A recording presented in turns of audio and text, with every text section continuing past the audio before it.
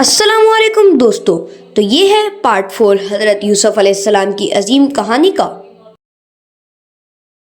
تو جیسا کہ آپ لوگوں نے پچھلے پارٹ میں دیکھا، حضرت یوسف علیہ السلام ایک قیدی جو کہ بادشاہ کا غلام بھی تھا، اس کو کہتے ہیں کہ باہر جا کر میری بے گناہی کے بارے میں بادشاہ سے بات کرنا، مگر وہ بھول جاتا ہے۔ تو اب آگے دیکھیے۔ کئی سالوں بعد مصر کا بادشاہ ایک عجیب سا خواب دیکھتا ہے جس میں 7 دبلی پتلی سی گائیں 7 موٹی گائیں کو کھا جاتی ہیں۔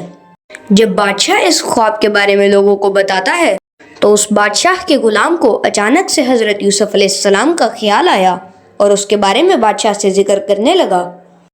جب حضرت یوسف علیہ السلام سے اس خواب کے بارے میں پوچھا گیا تو انہوں نے اس کا صاف مطلب بیان کیا کہ مصر میں 7 سال خوشحالی کے اور 7 سال قحط کے آئیں گے۔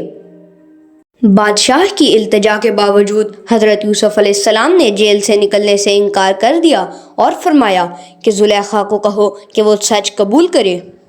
بادشاہ کے پوچھنے پر زلیخا نے اس جرم کو قبول کیا، اور یہ قصہ قرآن اپنے الفاظ میں بیان کرتا ہے کہ بادشاہ نے پوچھا، اے عورتوں، اس وقت کا صحیح واقعہ کیا ہے جب تم داؤ فریب کر کے یوسف کو کسی کی دلی منشا سے بہکانا چاہتی تھی؟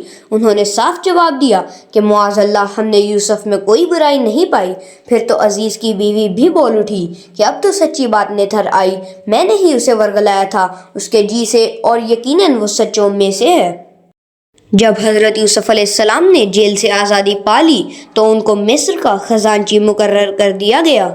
حضرت یوسف علیہ السلام نے بہت ہی سمجھداری کے ساتھ اناج اور دیگر فصلوں کو بچانا شروع کیا اور بہت بڑے پیمانوں پر ان کو گوداموں میں سٹور کرنا شروع کیا۔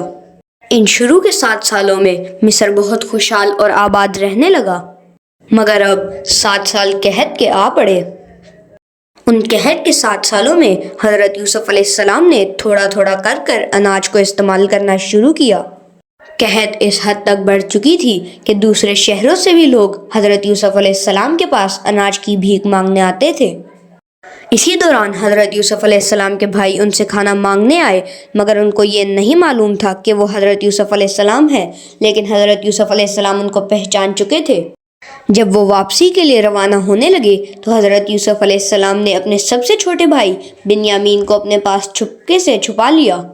کئی دنوں بعد حضرت یوسف علیہ السلام کے سب بھائی دوبارہ اناج کی بھیک مانگنے حضرت یوسف علیہ السلام کے پاس آئے تو انہوں نے اپنے آپ کو ریویل کر دیا۔ حضرت یوسف علیہ السلام کے بھائی یہ جان کر حیران رہ گئے، مگر حضرت یوسف علیہ السلام نے ان کو معاف کر دیا اور فرمایا، آج تم پر کوئی ملامت نہیں ہے، اللہ تمہیں بخشے، وہ سب مہربانوں سے بڑا مہربان ہے۔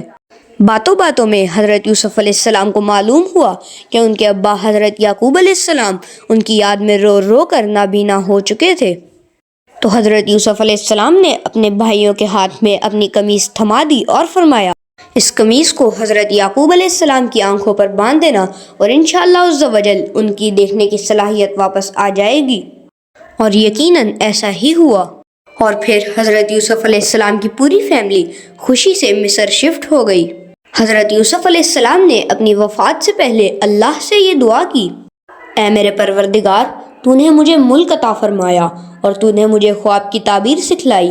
اے آسمان و زمین کے پیدا کرنے والے، تو دنیا و آخرت میں میرا ولی اور کارساز ہے، تو مجھے اسلام کی حالت میں فوت کر اور نیکوں میں ملا دے۔